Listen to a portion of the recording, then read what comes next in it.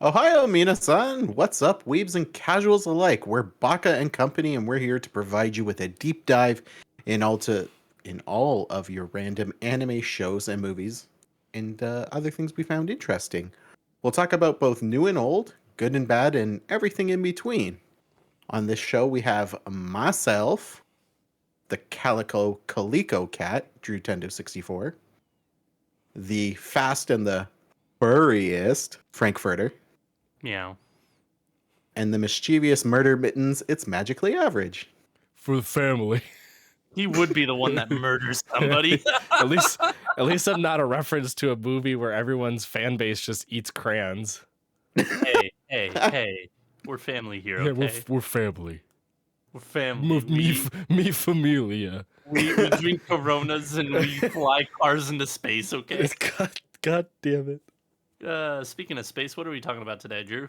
Bryce. Today we're talking about The Cat Returns, a Has Studio nothing to do Ghibli with film. I was like, Nothing to do with what a space. segue. I love Actually, I love segueing into something that doesn't make sense. I guess near the very end, there's a little Wonderful. bit of spaciness. It's not. It's all right. Whatever. Drew, continue on. well, with a Studio Ghibli film, you're coming in here expecting it to be directed by Hayao Miyazaki. Well, fun fact, it wasn't. What? I know. It was directed by Hiroyuki Morita. He's done a whole bunch of other things, but again, with his animation career and working at Ghibli, he's done works on My Neighbor the Yamadas and a whole bunch of other stuff. But this was his one and only directorial debut for the company. And another fun fact is, again, Hayao Miyazaki was not a screenwriter on it either. So that was Reiko Yoshida. And then composer, you'd come in thinking, hey, it's going to be another Joe Hisashi kind of event. Also, again, no. We got Yuji Nomoi on that as well. So it was a very different feel of a movie overall. And again, it was one of the shorter films in their repertoire, being, what was it, an hour and 12 minutes? Somewhere around there. Yeah. 15? Yeah, Okay. Yeah. So yeah. And in that kind of ballpark as well, it's not their highest rated film. It's not their lowest. It's just kind of a nice mid-entry into a different universe that we may have not seen before, and a different animation style, I feel, as well. Like a lot of smooth frames, I want to say, and a lot of very intricate, flows going with all the cats dancing. But if you're this far into the podcast and you don't know what the movie's about, basically, high school girl saves a cat. Cat is a prince. There's a mystical cat world, and she is now betrothed to the prince. And the cats start giving her gifts and plan to abduct her to become... Huh? To marry said prince. Yeah, to marry the prince. And there's this whole big fanfare of it all. But before we get too deep into story, characters, and all that jazz, Frank, what were your initial kind of gut reaction feel to watching this film? Gut reaction is this is just a fun movie. I mean, Ghibli films or Ghibli films are generally a lot of fun. There's something in all those films to like, whether it be the characters, music, setting, animation, what have you. There's always something for you to enjoy. And this one was no different. There's something for me to enjoy. There's something for me to nitpick as well. But you had said the kind of fluid animation. Yeah, I would agree with that. And the thing that stood out to me the most about that was when the girl goes to the cat bureau and they show kind of like an archway and it just kind of zooms in and it's like a really fluid zoom in and the walls kind of get bigger as you're getting closer. And I thought that was really, really cool for the fact that it is still hand drawn and it is kind of a weird image to just see stretched out but not be done digitally. It was hand drawn. So to me, that was really cool. But there's a lot in this movie that I liked. There's some that I disliked. This was an average rated film, and I would agree with that. It's right in the middle ground for me. I really enjoyed it, but not my favorite.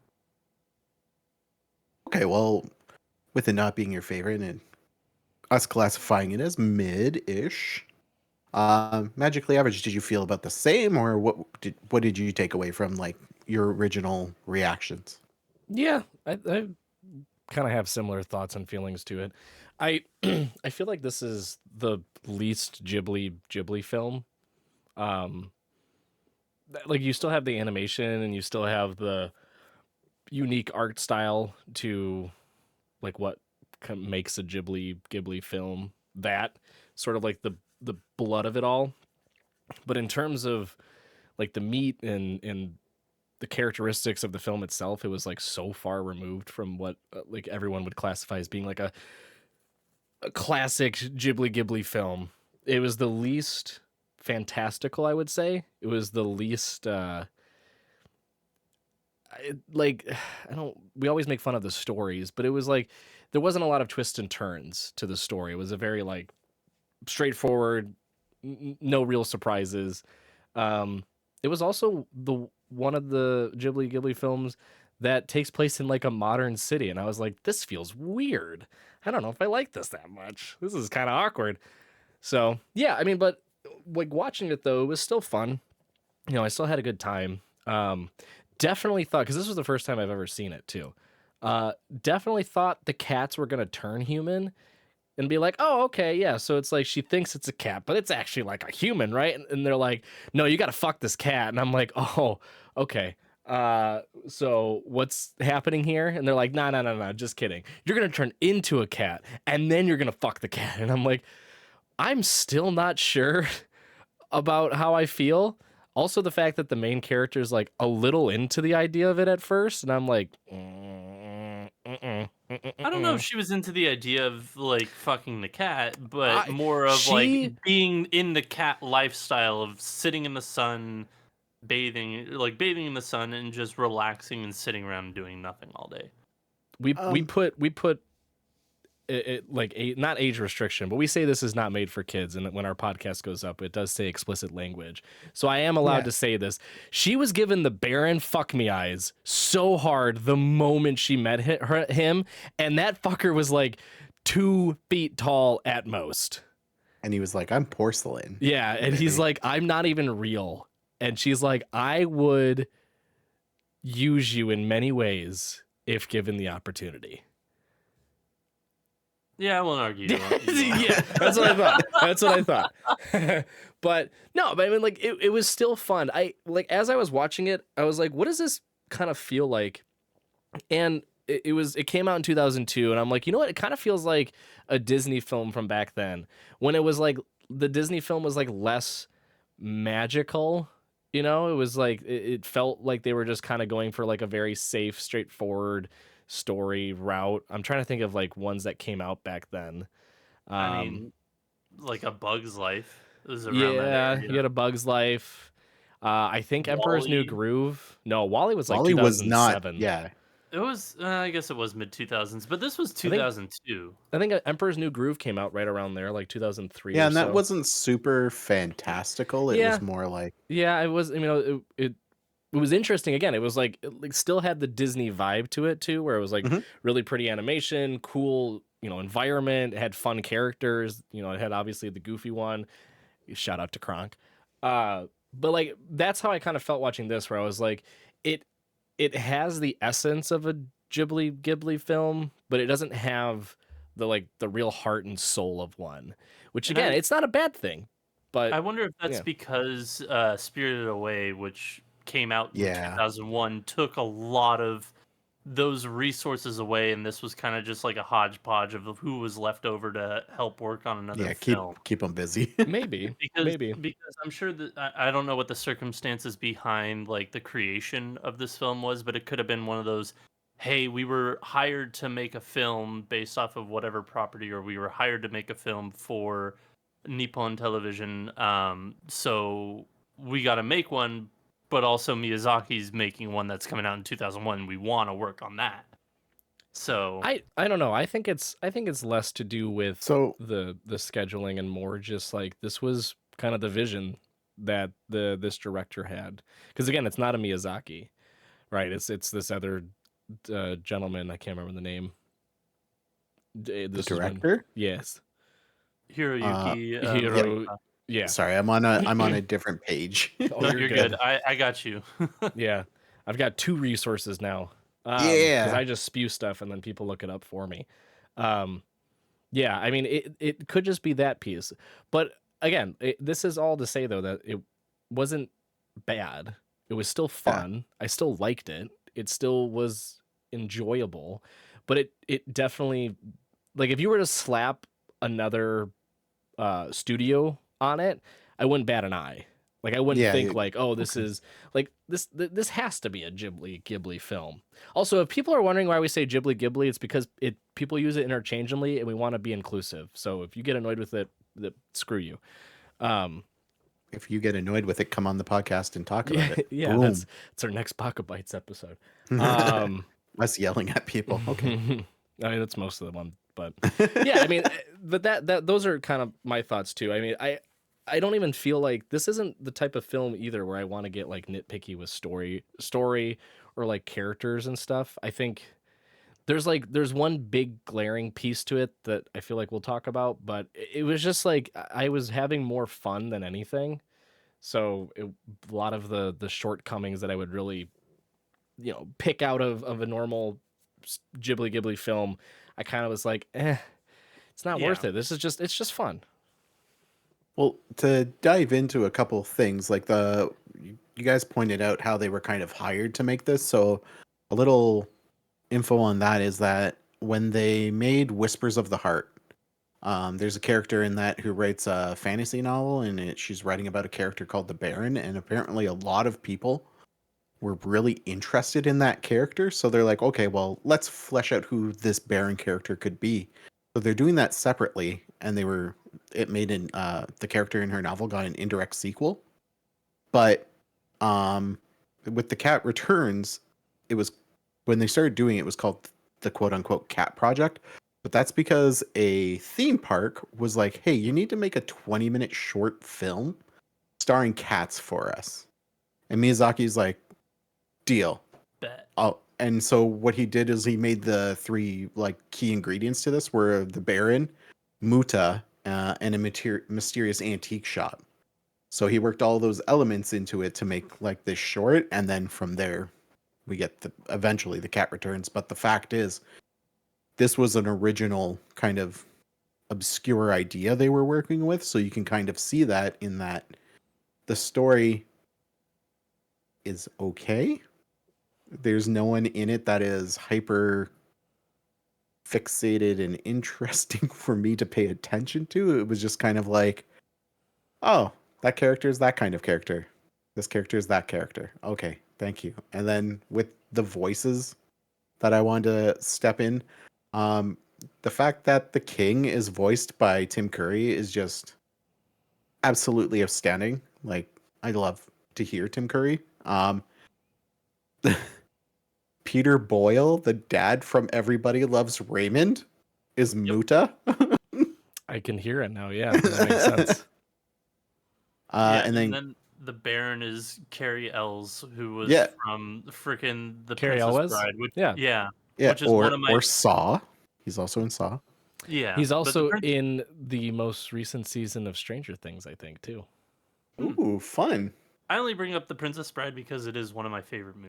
Like that movie Oh, yeah. is freaking gold. If you've never seen The Princess Bride, like It's do not yourself a anime, so we favor. can't talk about it. Correct. And We won't talk about it, but like it is fantastic. Go Yes. watch it. 100%. They should It make it into holds an up. anime. That's my. No, no, no. Counter movie to Frank's my favorite Carrie Elwes is Robin Hood Men in Tights. Men in Tights. Definitely should go yeah. watch that one that's too.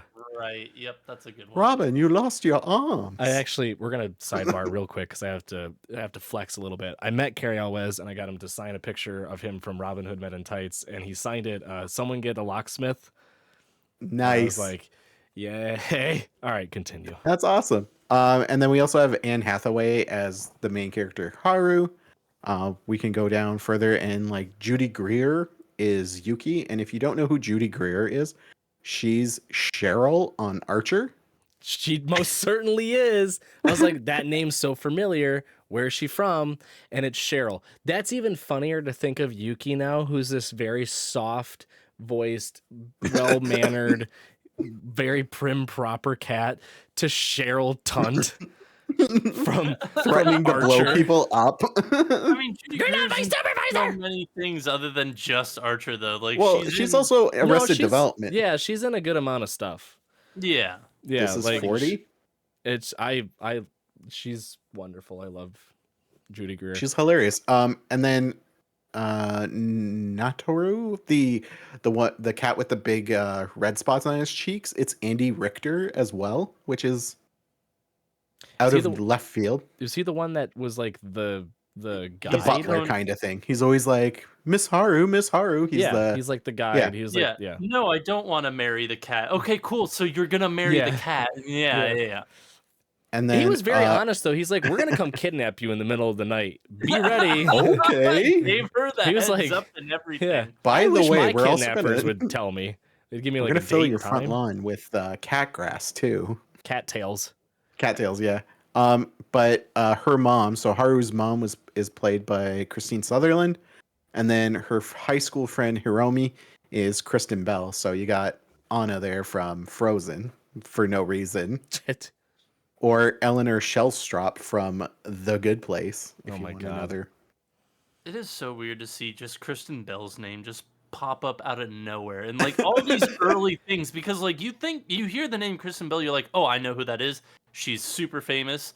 But it's like early 2000s. She appears in all these small things that you're like, oh my god, this is great. This is fantastic. What the fuck were you doing in this? But That's like I'm every not Ghibli complaining, film. like, yeah, no, That's like this, true. They got this is fucking one of those things They got that fucking Liam Neeson to voice a character in Ponyo, the guy that's like, I'm gonna fuck king. you if you don't give me back he my was the daughter. Yeah, that's what I mean. Yeah. Like he was a big voice in Ponyo. He's also the guy in all the Taken movies that's like, I will fuck you to the next Earth over if you don't return my family. So it's funny to see him in a Ghibli film being like, oh Ponyo, you're so funny and goofy. Yeah, no, like this is another one of those moments of just like, this is the power that Ghibli has to bring in like these top-notch actors, not even voice actors, actors. Yeah, full blown To be actors. like, I want to be in this, let me be in this. Because I feel like every movie, no matter how big or small, has been star-studded. And this is also just like one of those things. This was made in 2002. Mhm.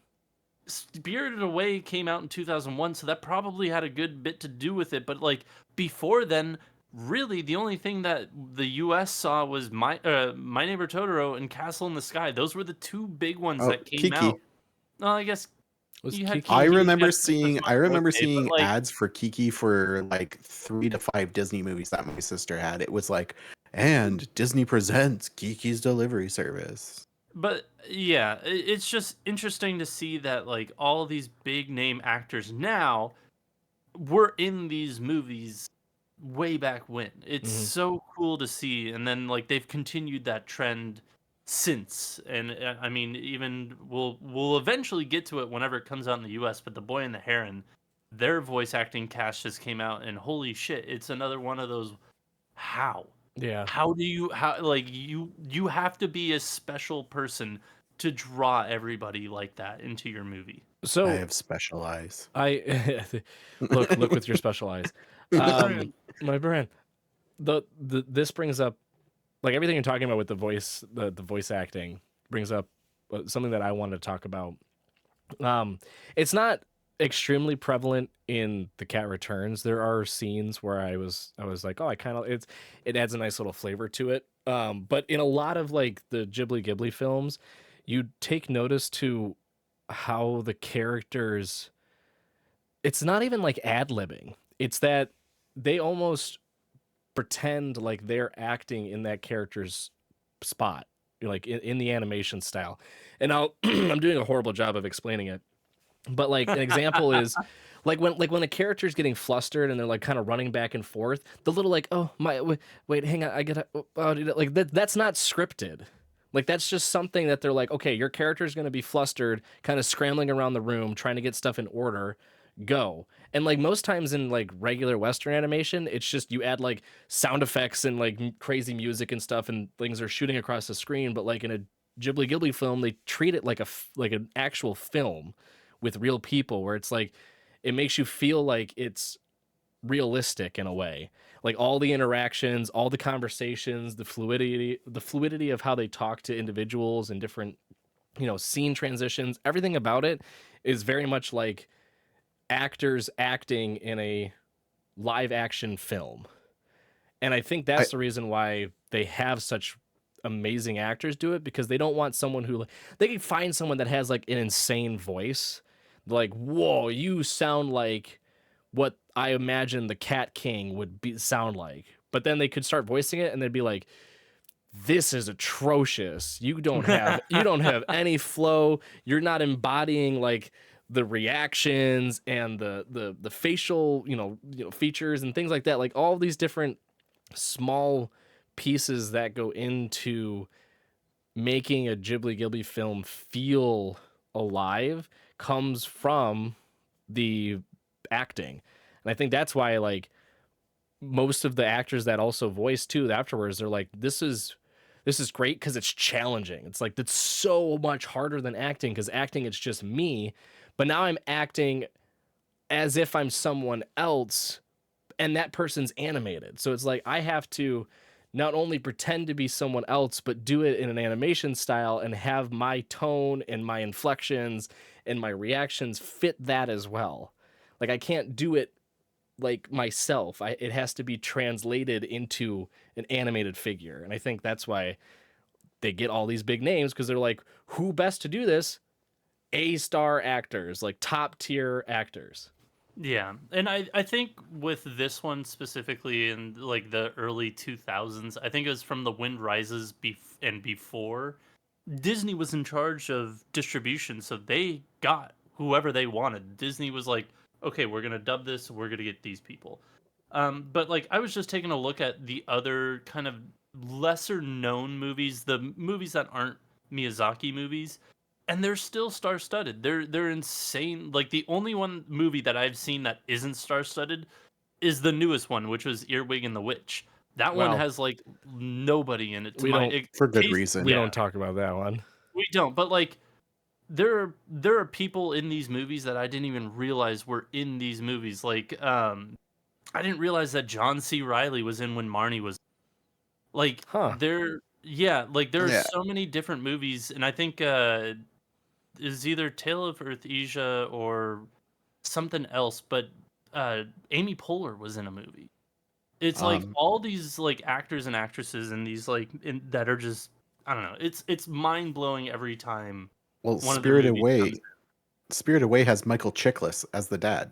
Like and he for has such a minor role. exactly, like for him to say 13 sentences in the whole Daddy's film. got a credit card. Like, but That's one of the lines. Like, I know, I know. I I'll understand. I Yeah. was giving you time, Frank, to stop laughing at your own joke. Oh, Um, It's never enough time. but anyways, to kind of piggyback on the voice casting, we talk about it time and time again. And to echo what you guys said, it is fantastic. They do a great job. And to kind of even go further beyond the like full voice cast, instead of using white noise or just like, because you can download white noise of like what a schoolyard sounds like or what a busy street sounds like. When there's a point where Haru is running to school and there's kids talking, and I put this in our conversation earlier today. Someone just says the line, "Oh, that's a car. Have you tried driving it?" Yeah. And it's a very clear conversation that someone is having that has nothing to do with the story. But the sound designers went that extra mile to be like, "Oh no, we need it to sound like there's real kids talking and having conversations." and what would kids talk about? Driving cars. Yeah. In Japan, And not know what a car When is. trying to get a license in Japan Yeah. is like pulling teeth. Holy hell. Anyways, Public transportation, baby. Yeah, no, Well, I that's mean, what happens when you have a city plan its infrastructure around its all right, all populace. right. We can anyways, we could talk about the socioeconomics of Japan and how it's so much we superior could to do that everyone on else. Baka But Bites. It's fine. yeah. Um I digress. no, that was also something I noticed too. But and I feel like that's where the film also kind of deviated from what is by essence like a Ghibli film is because of the fact that part of it does take place in a city. So like you fill in the cityscape with noises of on the street, like cars and stop signs beeping, and then all of the people walking by and conversing, storefronts having like there was one scene where she's following Fatso, and there's a guy playing like a little musical instrument outside of the shop. It's like small stuff like that. It's really noticeable in this film, and it kind of feels that's why it feels so weird because in a lot of the other Ghibli films, that empty space noise is filled with like music. It's filled with some sort of orchestral piece that ties into whatever is happening. If it's something like slow paced, it's the scene is just kind of transitioning through scenery. It could be something very loud and boisterous, or something very soft and melodic. Like here, you get just sounds, which is also why it feels weird, right? Like some of the the music is almost coming from the like scenes themselves, and I say that in that it's not like music put into the scene, it's music created within the scene. Like when the cats are marching down, they're playing instruments as they march through the streets at night to Haru's house. Again, there's the part where she's running through the streets and you just hear all these sounds, and then like a music box is playing. It's things like that that I enjoyed. I felt like it fit well with this film, but again, it's not what one would typically associate with like the regular formula of a Ghibli film. And that's a good thing. It could be a good thing, it could be a bad thing. It depends on how you interpret it. I just look at this film and I go, this was a lot of fun. Was it convoluted? No. It was easy to follow. Were there parts that had very major gaps? Yeah, that's very Ghibli-esque, though, in fairness. Was it pretty to look at? Yeah, it was still nice to look at. But at the end of the day, it wasn't something that I'm like, man, there's like this weird piece missing. Like I've got so much to critique about it. I'm like, no, it was just fun because I don't associate it as being like a true Ghibli film. It's in this weird kind of bucket on its own. And I think that's why I can just look at it and watch it and just have fun. Yeah, with the hour 15 time tag on this, like, it doesn't feel like a full length feature. It does feel kind of like a short story, which in no regard is a bad thing. No. But as you said, for pacing, like, there are things that you're like, why is this happening? Or this is going really quickly. Like, the one real big instance for me that I was just like, this is really weird, is that the girl is trying to escape the cat city near the end, and then all of a sudden, like, the Duke and the King are having a sword fight. Like, when did this happen? Like, they were just kind of like standing in a circle, and then all of a sudden they're outside on a cliff and they're sword fighting. It's the Baron, not the Duke. Sorry, the Baron. Oh, and they're running up the tower too. You just obviously zoned out. Typical. Just typical. They were literally sitting at the bottom. The prince No, was they were like, running "I'll hold up. off the they king." were standing at the Fatso bottom, threw sir. Haru up, and then they're like, And get she her. started And then, running up, and then the Baron, literally... no, the Baron started running because the king threw his sword at the Baron, and he's like, "Fight me, you chicken!" And Well, then I he's guess like, I didn't miss "Gladly." You did. You can't pull the sheets over my head. I know when you're bullshitting, and I can smell it. The part that Don't make me beat you with the pillowcase full of soap. no. It's Anyways, back to high school. Yeah. The part that infuriated me, and again, it was something that like hit me afterwards because I was not really following it for like the plot, What? It's shocking. But like afterwards, reflecting on what I watched, I was like, "But that part should have pissed me off, but it didn't." When she first goes to the cat bureau and she like enters that new area and everything's like small and stuff, and then she has the conversation with the Baron and Fatso and Toto, I don't know, the Raven or the Crow. The Baron says this is a place where people's like wishes or like imagination, their creations come to life and live. And he's like, that's why the bird used to be a statue, but it's able to be a bird because someone looked at it. Basically, what he was applying was someone looked at it and was like, what if this was alive? And that's why the Baron, who's a porcelain figure of a cat, is alive. And I'm like, cool. Are we going to explore that more? Nope. Because cats are going to kidnap me and I'm going to go to the cat kingdom and the rest of the movie is going to be in the cat kingdom. We got an hour 15. We ain't got time to explain this shit. So but you know, in like every other Ghibli film that we've reviewed, I would have been like, that is the point where I just was like so stuck on because they never came back to it. Like we did that with Ponyo. We did it with all the other fucking movies that we watched that I'm blanking on at this point. Like it's something where normally I would have really focused on for the rest of the film and waited with bated breath to be like, okay, now they're going to get back to that. Okay, now they're going to get back to that. They have to get back to that, right? Because it has to be critical. Literally, the character that she falls in love with is a porcelain figure that's alive somehow. Are we not going to talk about this more and how that started? He's just going to, like, just say it casually, like, oh, yeah, just fucking inanimate objects can come alive if people wish it to be. So what? All right, you're getting kidnapped by cats. Let's go. Like, that would frustrate me to no end. But because I was more just watching it for the enjoyment of it, it completely passed me by. And again, I'm gonna repeat myself over and over.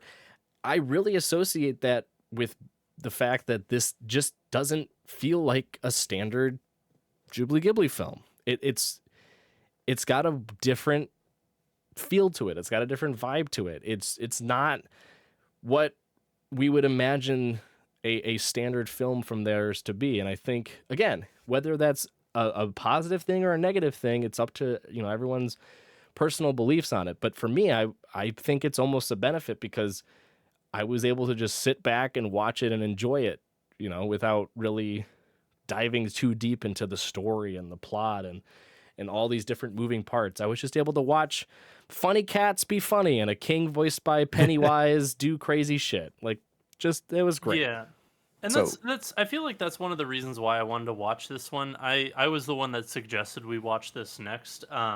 Partly because most Ghibli films are made by Miyazaki himself. This one was directed by somebody completely different, so I wanted to throw something different into the mix just so we have kind of a frame of reference of like, this is what Ghibli is outside of Miyazaki. And this is a very early example, I think, if not the first example of a movie that wasn't directed by Hayao Miyazaki. It might be like the second or third, probably. I'm just forgetting what came before it. But I know I know that this was one of the first films. So there's 4 others before it. Oof. I have the list here now. Grave of the Fireflies, Nope, Kiki's wasn't. Only Yesterday, which I don't know that one. Poko, which that makes sense. Yeah, and My Neighbor the Yamadas. Well, Whisper of the Heart as well. Yeah, Whisper of the Heart. Hayao Miyazaki wrote it, but he didn't direct it. Yeah, exactly. But no, I see where you're coming from, Frank. Like, you can very much tell that this is not something they went 1,000% on. It's still a good showing for the content. I was just remembering I was looking into the original manga that preceded this, and in the movie we get presented as the Cat Kingdom as this extra dimensional that exists parallel to the Earth's universe. In the manga, Cat Kingdom is essentially cat heaven. So it's a lot darker. And Yuki, she didn't feed Yuki. Well, Yuki is different and got isekai to the cat kingdom.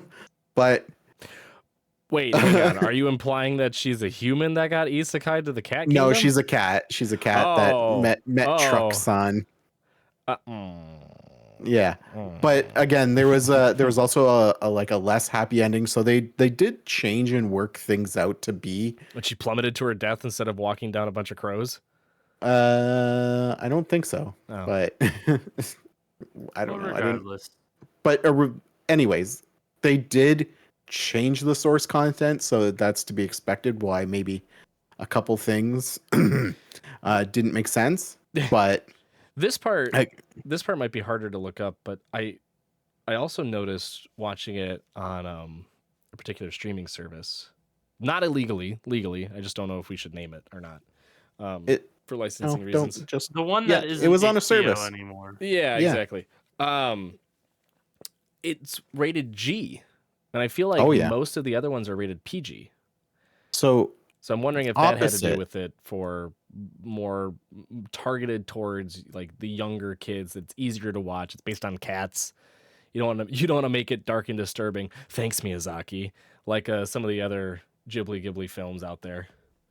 yeah, well, it is like not theatrically because it was never released over here theatrically, but it does hit the North American system as G. All are welcome to watch it, but when you look into some of those deeper, darker sources, obviously, but I'm just going to double back on my feelings for everything, and to me, it's a 6 out of 10. It is not my favorite Ghibli movie. It is not my least favorite Ghibli movie. It is not a hated film. It's not a loved film. And I want to thank Frank actually because it's a great palate cleanser. It's getting us out of a loop, and it's getting us out of just very set processes that Hayao Miyazaki uses. And it gets us out of his direction. It gets us out of his storyboards and his storytelling to kind of say this is different. And then obviously what we watch next is going to obviously change our preconceptions on him and what he does, but still this film is a film to watch. 75 minutes out of your day, put it on while you're at lunch at work, or watch it on your phone on the train. It's not, to me, it's not one of the pillars that I hold anime movies to, and it's not a pillar that I use to say like this is what great storytelling and animation does. It's fine, and I like it for what it was, but I'm not gonna lose my mind if someone comes into the comments and is like, "This movie's absolutely trash," and actually this character is the cousin of the third villain from like it. Exactly. It's a good movie. I had fun, but I'm not losing my mind about it. Yeah. Final thoughts? Also, Drew over everyone? here not being inclusive to those who don't go to the office and can't ride on a train. Thanks, Drew. I work from home. Well, I was also going to comment that next episode is going to be Spirited Away, so get ready. My final thoughts are just take away the label and just watch it as an animated movie. Yeah. And I think you're going to enjoy it a lot more. Like if you get rid of the adorable Studio Ghibli stamp that comes on the title screen, and you just ignore skip 10 the seconds fact, in. yeah, exactly. If you ignore that fact and just watch it as a animated film from an unknown studio in Japan, I'm sure you're gonna enjoy it. It is a fun watch. It's goofy. The characters are enjoyable. Again, if you can hear the voice acting and you know the actors, like you can be like, whoa, that is Tim Curry. Pennywise is the king. Or the weird Soviet general from the one video game that I can't stop quoting because he's too funny in it. Spice. It's just like that's the best pieces of this film. So go and watch it and turn your brain off. It's one of the few times I always say that about an anime or animated film. Watch it with your brain off. It is a lot of fun. But yeah, I think I would give it, again, because we are grading it in the arsenal of Studio Ghibli films that have been created, still have to rate it against the others. I would give it probably a 6.5. You know, All right. just again for the fact that yes, it is still one of their films. It doesn't have the soul, the heart, the true essence of what a Studio Ghibli film typically has, but it's a nice, as you put it, Drew, it's a nice refresher, right? It's a nice palate cleanser, from the standard, and then we go kind of cycling back into the Miyazaki ones where you have to be focused the entire time and figure out what the fuck is going on half the time. So this is a nice, easygoing one, and it's filled with cats. So what more can you ask for? Yeah, sentiment's the same. I think I'd probably give it about 6.75 to a 7. Just for the fact that it is a shorter movie, and with the amount of time, what they did with it, I thought was fantastic. It was a very fun movie. So just from that pure perspective, I really thoroughly enjoyed it. So to me, I'd probably give it around a 6.75 to a 7. There's not much more I can say that you guys haven't. So yeah, I thoroughly enjoyed it. Go watch it. It's worth a watch at least. Makes sense that the furry of the group likes it. So I didn't realize I'm the furry of the group. When we I don't got know, Toy No, Boy Mr. over here. Beastars over here. Okay, you know what? Beastars is a good series. It's a Yeah. fun That's the- series. Actually, it's pronounced Beast Stars. What did I say? No, I'm just Beast. messing with you. Bee stars. This is just full of bees. Spice! It's full of bees in space. The bees. Well, if you've been with us this long, I want to thank you for coming out, listening to us ramble about The Cat Returns. You know us as Baka and Company. If you want to reach out to us, you can email us at bakacopodcast@gmail.com. We're also Baka&Co Podcast on Spotify and anywhere you get your podcasts. So look us up, find us. We're Baka and Company, not Baka We're- Podcast. Oh my God, On I'm streaming reading. services. Yeah, so we're Baka and Company. I'm wrong. You're Thank you. right. And I once thought you said again, I'm Ron. I was like, no, you're Drew. oh my I'm Ron. Good night, everyone. adios, muchachos. Have a great night.